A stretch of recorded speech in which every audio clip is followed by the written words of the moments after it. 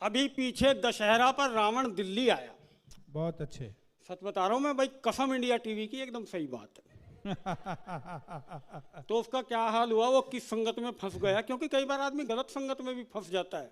वो मुझे ध्यान है, एक आदमी बहुत ज्यादा पीकर गिरता पड़ता हुआ घर पहुंचा। अगले दिन पत्नी ने पूछ लिया, कल कहां से इतनी पीकर आया था? बोला कुछ नहीं, कल मैं गलत संगत में फंस गया। पत्नी ने कहा किनके साथ बैठ लिया? बोला हम 4 दोस्त थे, 1 बोतल थी, 3 पीते नहीं थे।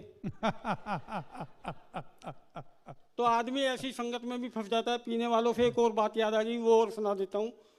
वो 4 पियक्कड़ एक मुर्दे को कब्रिस्तान में ले जा रहे थे, तो एक का पांव एक कब्र के ऊपर पड़ गया, दूसरे ने टोक दिया। बोला अरे देख के चल, नीचे मुर्दा है। पहले वाला बोला फिर ऊपर भी हमने कौन सा वर्ल्ड कप उठा रखा है। तो ये स्थिति होती है। लीजिए रावण का जो दिल्ली आकर हाल हुआ। लोग ऐसी बात कर रहे हैं, हमारे नेता आजकल रावण को भी मात कर रहे हैं।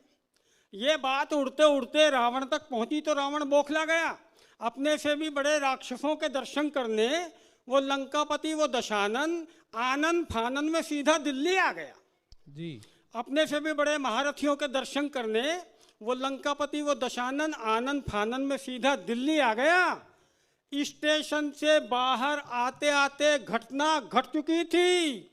ओला करने के पैसे भी नहीं बचे थे, अगले की जेब कट चुकी थी। वाह वाह। निराश मायूस लंकेश, चेहरे पे उदासी, मन में क्लेश लिए वो मुझसे टकराया। बोला भाई साहब, आप भारतीयों के हाथ जोड़ते हैं, आपकी तरक्की देखकर तो हम भी शर्मा गए।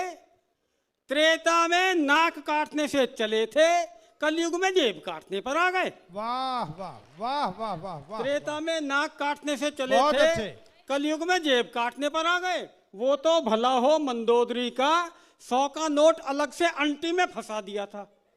वाह। वरना खाने के भी पैसे नहीं बचते, मुझे तो मरवा दिया था।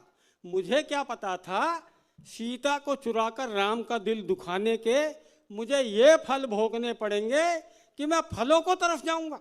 वाह वाह। मेरी समझ में नहीं आ रहा इन 100 रुपए में मैं भला क्या खाना खाऊंगा। मैंने कहा राम को क्यों इल्जाम दे रहे हैं? राम को सताने वाले तो मजे ले रहे हैं। वाह। और अगली पंक्ति आप तक पहुंचे तो पीछे तक सदन तक प्रत्येक श्रोता का भरपूर तालियों से समर्थन मुझे चाहिए। मैंने कहा राम को क्यों इल्जाम दे रहे हैं? राम को सताने वाले तो मजे ले रहे हैं। वो त्रेता होगा जहां राम को सताने पर मातम पुरसी मिलती है। ये कलयुग है रावण डार्लिंग, यहां राम को सताओगे तो कुर्सी मिलती है। बहुत अच्छे।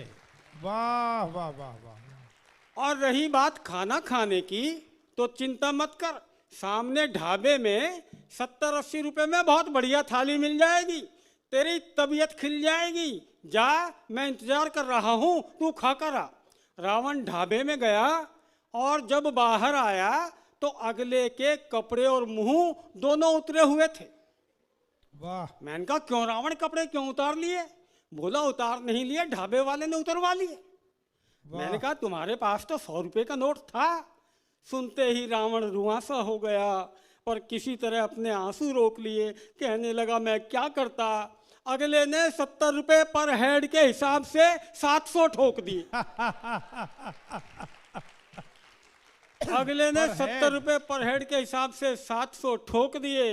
पर अब मुझे कोई गिला नहीं है। अब मैं यही सोचकर नहीं रोता कि जिन नेताओं के दर्शन करने के चक्कर में मेरा ये हाल हो गया, अगर सच में उनके दर्शन हो गए होते तो मेरा क्या हाल होता, तो मेरा क्या हाल होता। बहुत बहुत धन्यवाद।